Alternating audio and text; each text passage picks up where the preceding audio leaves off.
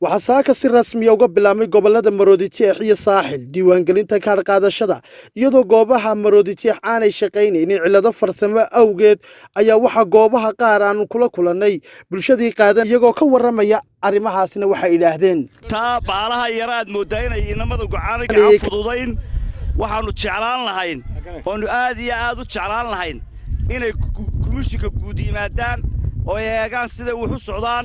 siday uu qaar baa taagan baa la goobihii goorta aan wali shaqayn saacadu imika waa 12 gooba aan laba furin baa imika la sheegaya waxa weeye dadka shaqada inay ka habsaamaan maaha waxaanu leenahay dadka dadweynaha waxaan leeyahay diwangelinta ha loo soo baxo codkeedu 100% ha noqdo 500 iyo inaan noqono waynu 3 milyan ku codaynaa sanadka waxaan leeyahay dadweynuhu si خدم بالكور خدم وحافظنا تاي ولا لسون بالكور سيده حافظان uga bilaabantay diiwaangelinta waxay uga bilaabantay si qurux badan laakiin way ku yar tahay goobuhuna way nagu yar yihiin in Faaduma bixina toos ma shaqeynayso goobaha qaar baa cilad goobaha qaar komishanka ma yelamaana socodsiin waxaan ka codsanaynaa inay naga saxaan baan